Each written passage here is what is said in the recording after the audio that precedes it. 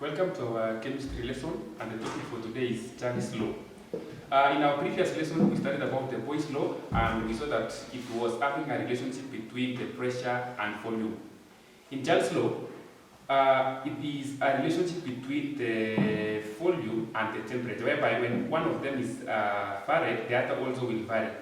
So we are going to see whether it's going to vary in an inverse way or it's going to vary in a direct way. Unlike the Boyle's law, which was varying inversely, in Charles' law, the temperature, which is known as the absolute temperature, is going to vary in a direct way with the volume. What do we mean, or what do we mean by saying that the temperature is going to vary in a direct way together with the volume?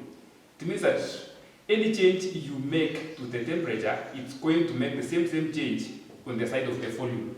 When you increase the temperature, the volume also gets increased. That is what we mean by the direct change. So when the temperature is reduced, also the volume of a given mass of a gas goes down. And remember, the type of a gas that obeys the Charles' law is the ideal gas. And before we move on and look at some things here, first of all, I would like to take a minute and explain concerning the kinetic theory on how and why when we vary the temperature, the volume also changes. Remember, when you increase the temperature of a given mass of a gas, the rate of collision of the particles increases. And for it to maintain the same pressure, because in this law, the pressure is the one that is constant, and for it to maintain the same pressure, then it will require a larger volume. So what causes the increase in volume is actually the rate of collision of the particles that goes high, because temperature increases the kinetic energy that increases the collision of the molecules, or rather the particles, which in turn will require a larger volume or a higher space for it to maintain the same pressure. So meaning if you don't provide enough volume, then pressure is going to change. And that one will take us to another law, we call it the pressure law.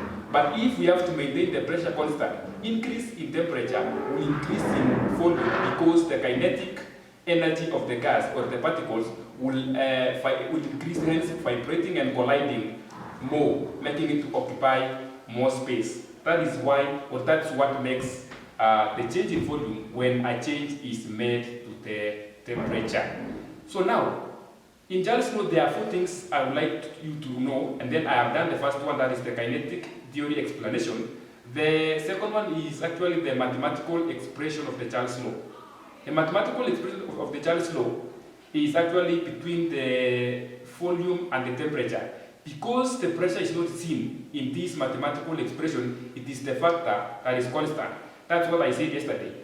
That in any law, when you see the given variables, 2 of them are given, the one that is missing from the 3 I gave, that is the volume, the pressure, and the temperature. If, for example, in a Boyle's law, it was having 2 variables, that is the pressure and the volume, the missing variable was temperature, which was now going to be the constant factor. In this case, we have the volume and we have the temperature. So the missing factor is pressure, which is now perceived to be a constant value in this case. So first of all, our mathematical expression is about volume and temperature, which is constant. So what do we mean by saying V over T is equal to constant? It means that if we have volume 1 at temperature 1, if we vary the temperature to, say, temperature 2, then the volume is also going to vary until it gives us 2. The process can continue. You can have volume 3 and temperature 3, all true. But in most cases, when we are carrying out a calculation question, we always use the first 2 here. But it's not, or you are not limited to only the first 2. It can go as many as you want. So this is the mathematical expression that you are supposed to know before you evaluate this. As I said, when studying the Boyle's law, before you work on this, because as you are working on a question on Charles' law, you are supposed to use this formula you ensure that the volumes are in the same units. If you are given one volume in meters cubic and the other one in centimeters cubic, then you are supposed to harmonize. You ensure that the two volumes are in the same units, so that now you can work on your question. The other thing is temperature.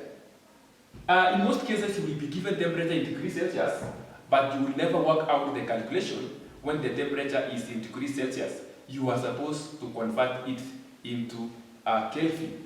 And that one will mean we have to know again how to convert from degrees Celsius to Kelvin. So it's very simple. A 0 degrees Celsius is the same as 273 Kelvin. Meaning, if you have your temperature in degrees Celsius and you want to convert to Kelvin, you simply add 273. For example, a room temperature of 25 degrees Celsius is going to be 298 Kelvin. You simply add 273. And the reverse is true. If you have been given a temperature in Kelvin and you want to bring it back to degrees Celsius, you simply subtract 273, so you will have it in degrees Celsius. It's very important.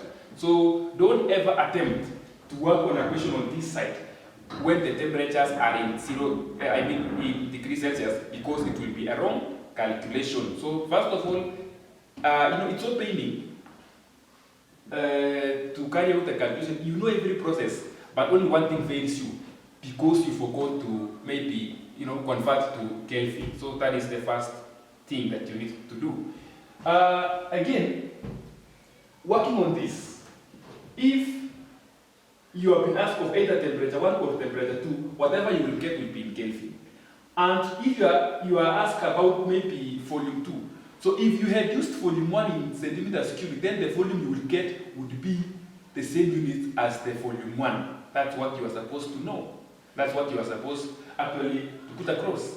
So before we look at two examples that requires us to calculate this question, I would like first of all to take us through on how we can draw graphs, because there must be a graph. You are supposed to know how to sketch a curve or a graph, in that case, that is representing any of the gas laws that exist.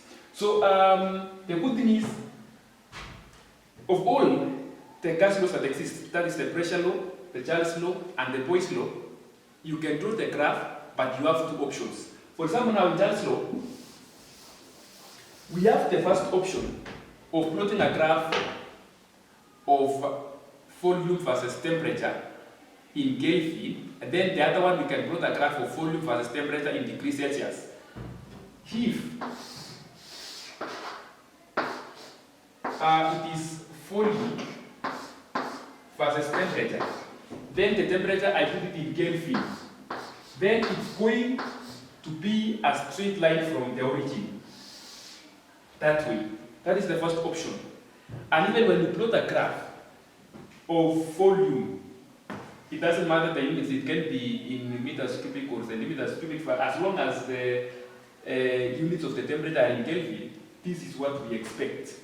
But sometimes we can change and then we give you, or we ask you to plot a graph, or to give us, you sketch, when now it is volume versus temperature in degrees Celsius. Remember, at this part is 0. Then this one here is 0, but in degrees Celsius. So you need to ask yourself, which temperature corresponds to 0 Kelvin? Which temperature corresponds to 0 Kelvin that is going now to correspond to the degrees Celsius on the other side?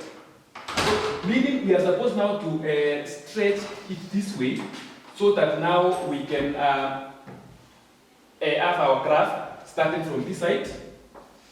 Then it moves to negative 273 degrees Celsius. So you see now, we have two graphs here. When it is Kelvin and when it is in degrees Celsius. So when it is in Kelvin, it just cuts the origin.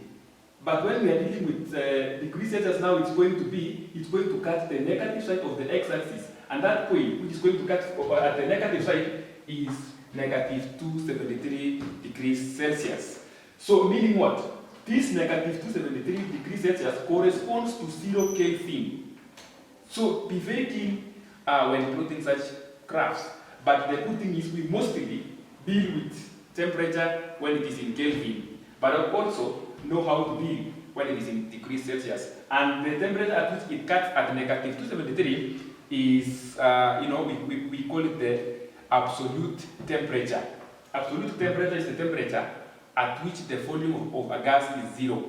And that's why we say it, and we are still saying this, that ideal gases do not exist. We just studied about it, simply because there is no way when you cool a gas, its volume will drop to 0. It's not possible because it will reach a point whereby the gas condenses to form liquid and later on freezes to form ice. So it will not be possible that now when you cool a gas all the way up to negative 273 degrees Celsius, now the volume of the gas becomes 0. It's only possible for ideal gases. We, as per now, we may not be having those ideal gases. So, but if all it exists, then that gas becomes, its volume becomes 0 at negative 273 Celsius or at 0 Kelvin. So absolute temperature is actually 0 Kelvin or negative 273 degrees Celsius. Just to remind you what we said in our previous lesson about the Boyle's law, we say that ideal gas is a gas that obeys the gas laws completely. A real gas is a gas that do not obey the gas laws completely. So that is it. Now, after mentioning this, we are supposed now to state the Charles law, whereby stating the law is not appropriate. The problem is for students failing to add the word absolute temperature. You know, it's a volume and temperature which are relating directly. So we always say that for a fixed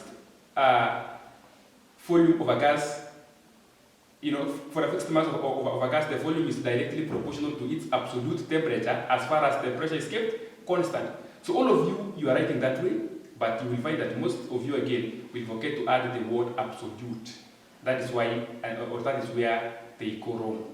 So ensure you state it very well. Now, I would like us to check on 2 questions here before we end the lesson.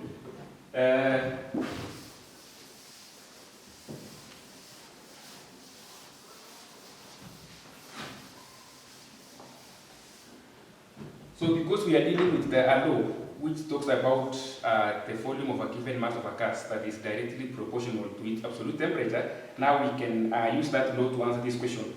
That a given gas occupies 200 centimeters cubic at 0 degrees Celsius and 740 millimeters of mercury.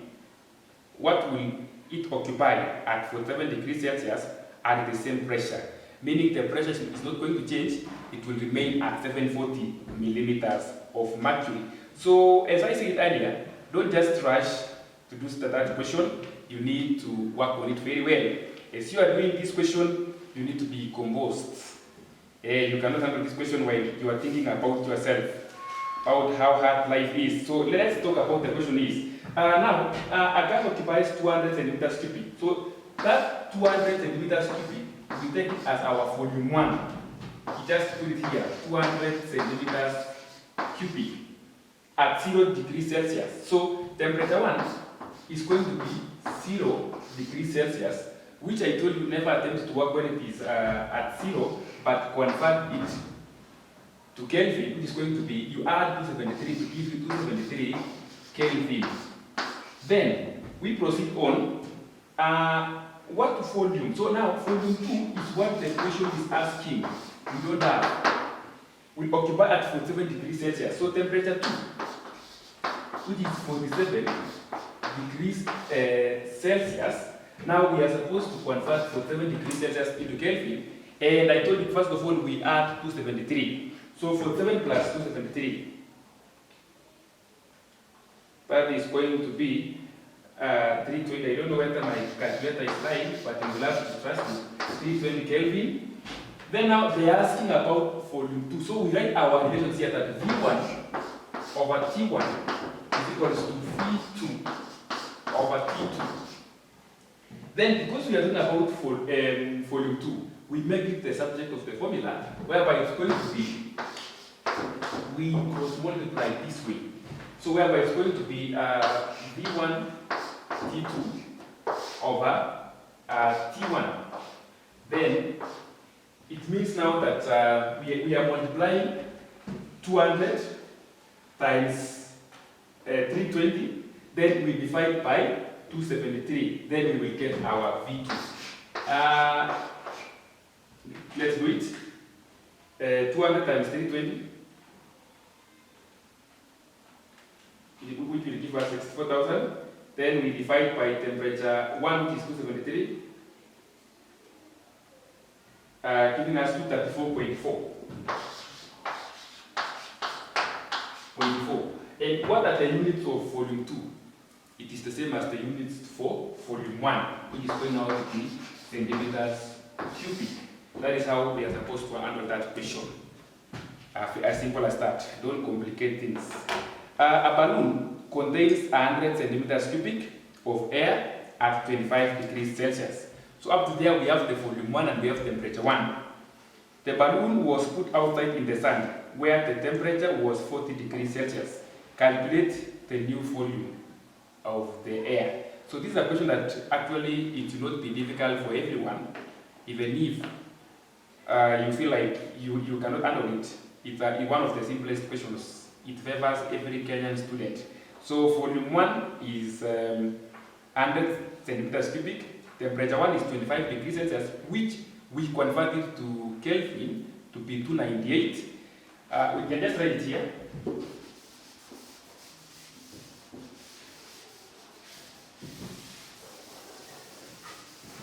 The way you are reading, just fix it. So volume 1 is 100 centimeters cubic. T1 is 25 degrees Celsius, which is 298 Kelvin. Then volume 2, we don't have volume 2, we are looking for it, just like the question we did at first. Then the temperature is 40 degrees Celsius, that is temperature 2. 40 degrees Celsius. Now we convert it now to Kelvin. 40 plus 273, I do it for your sake. Though it's one of the questions we are not supposed to use a calculator to add 313 Kelvin. Then please write the formula, because sometimes the formula carries a mark, especially if the question is carrying 3 marks. Then one mark goes to the formula. Even if you know it, you know how to maybe substitute directly. Just write the formula. So V1 over T1 is equals to V2 over T2. Then we are looking for V2. So V2 is going to be actually V1, which is 100, times temperature 2, which is 313. Now, over temperature 1, over temperature 1, which is 298, then you get your volume 2 over there. So 313 times 100, of course it becomes that 1300 divided by 298, then you get 105.0 centimeters cubic. So that is how it should be. That is how the lesson should be about the Charles law. So you can now go and look for more questions on the same. Let's meet in our next lesson on the Graham's law of diffusion. Thank you.